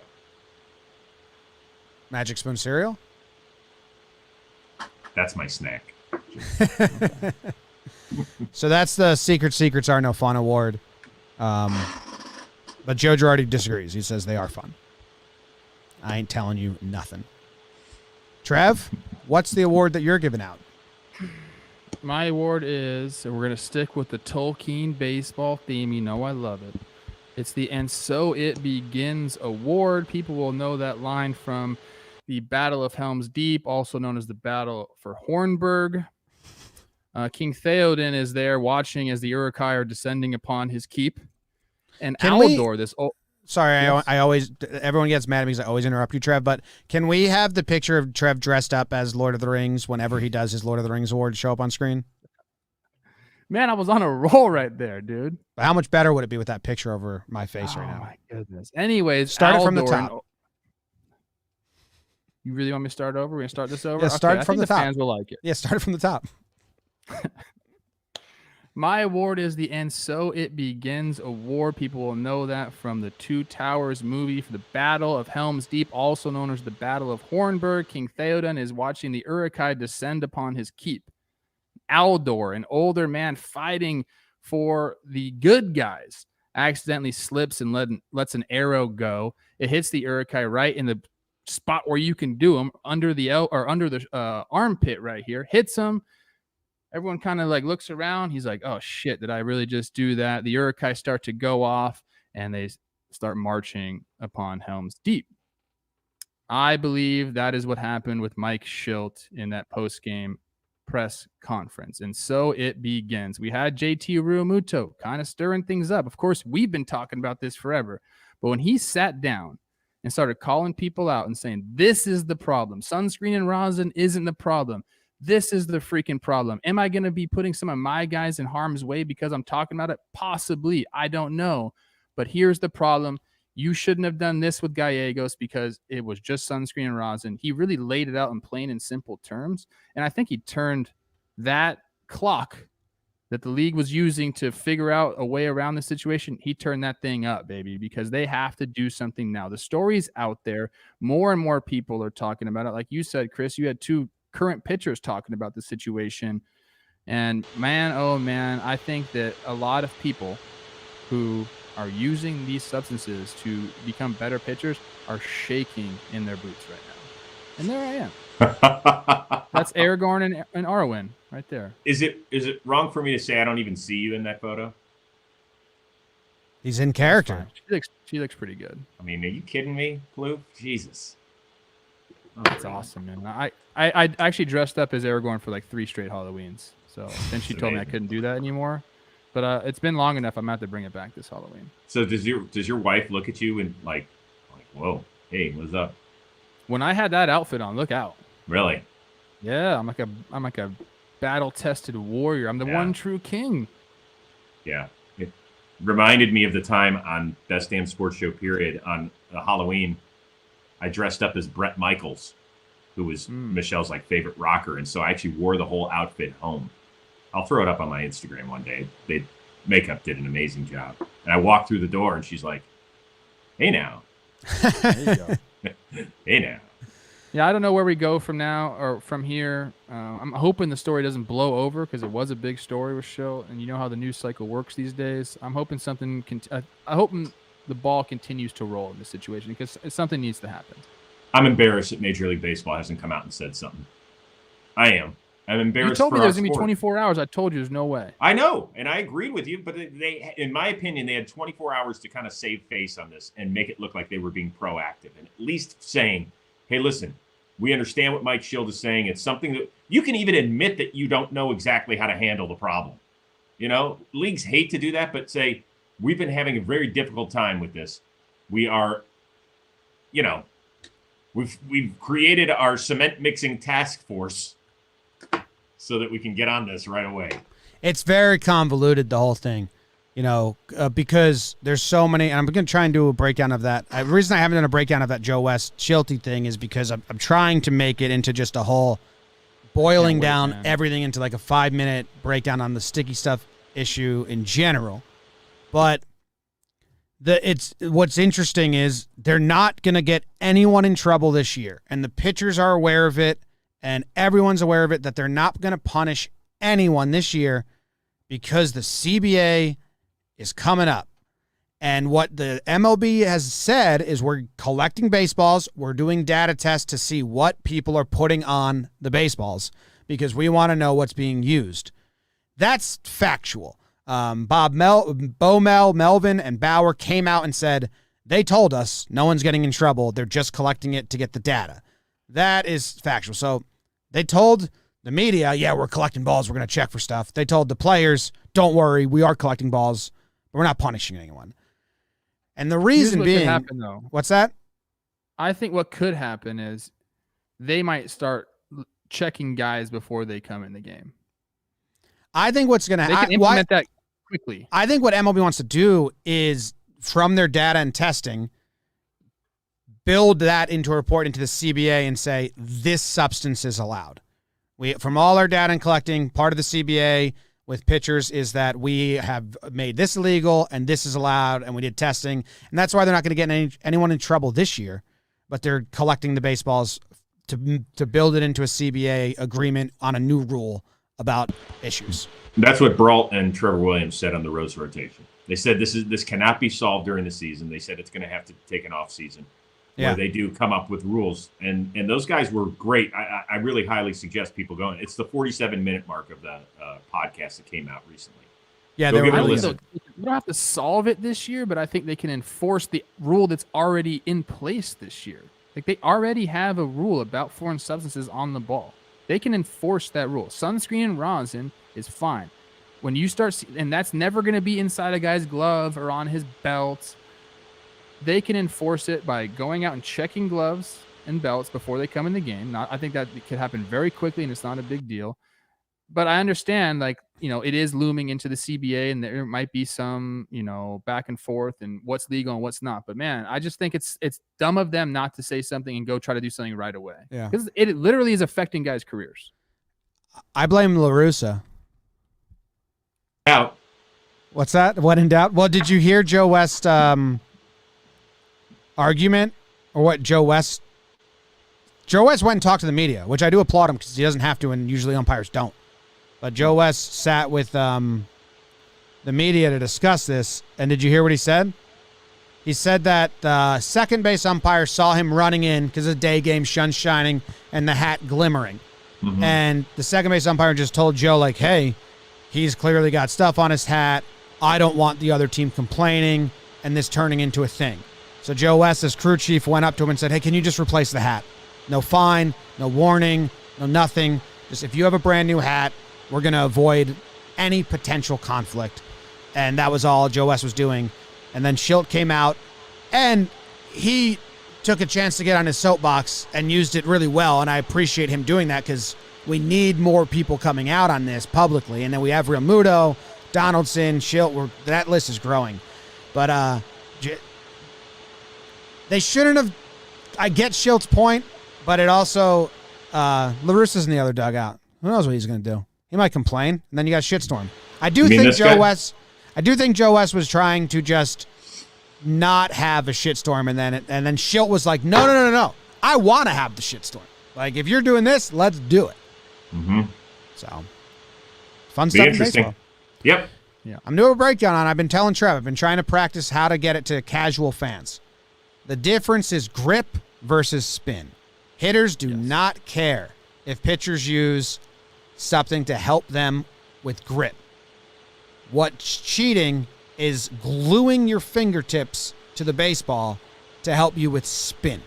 They're literally finding skin particles on baseballs, and they're finding baseballs like ripped, and just because they're using ceramic cement and other mixtures to glue their fingers to the tip of a baseball.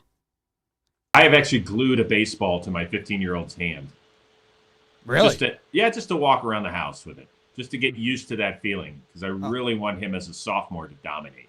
Okay. So I'll let you know how that goes. It's nice. It's like when hockey players, you buy new skates, you wear them around the house for a while. Totally. That that wouldn't happen here. Floors are too nice. But yes, I understand what you're talking about. So good award. What was the official name of the award again, Trev? And so it begins. Yeah. The King Theoden quote. Very famous. I know. Obviously, it also starts raining right at that very moment, which I love. Of course it does. Rosie, do you have an award? I think since I'm just here on a fill-in basis, how about a participation trophy for me? I don't know. Okay. Is that good enough? Yeah, you get You a did participation trophy. You did Yeah. great today. I shot for average and didn't really quite get there. So I apologize to everybody in the chat, but I want to thank you for having me because it's a ton of fun.